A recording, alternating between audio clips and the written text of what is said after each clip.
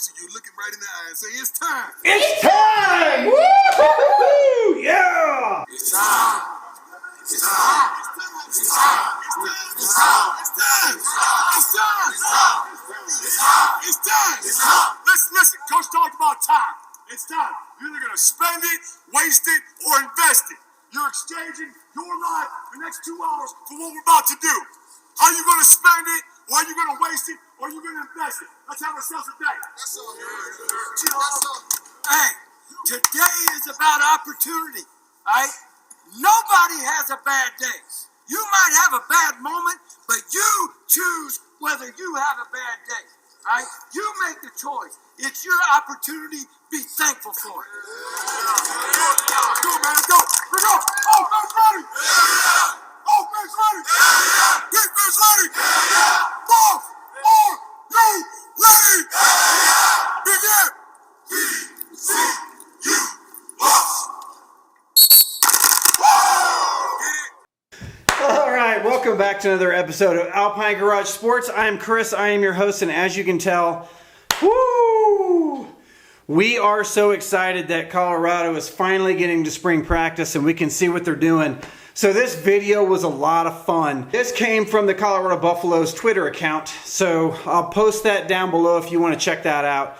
And also on the side screen over here, I'm going to go and play another one that did as well, which shows a little bit of the drills that they're doing in spring practice. I thought I'd take a chance and we'd go through the rules of spring practice. So the NCAA, in all of its wisdom, has rules for spring practice. And this is a great time for us to go over them because Colorado has to abide by the same rules as every other school in the NCAA Division I. Basically what this comes down to is that we have 15 practices over a 34-day period that we can execute in order to get to the spring game. Now, the spring game being April the 22nd, I don't think we're going to practice from March the 25th until April the 2nd.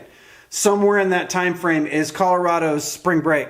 And I do believe we are going to be taking a break during that, although I could be wrong, we will see. And that gives us about 3 practices a week, with one practice having a 4th practice in there, or they may split it up somewhere like that. We can practice up to 20 hours in a week, and we have to give the players 1 day off a week at a minimum. Now, out of that 15 practices, we cannot make contact until the 3rd practice. So today, the 19th being the first practice, we won't make contact until at least the 3rd practice. And then 12 of those 15 can have contact.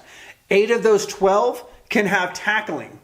And 3 of those 8 can have 11-on-11 football. So that's kind of how that works. So it's a tiered thing. We're going to be kind of developing as we go along, but we will culminate in 11-on-11 scrimmages as we go towards the spring game.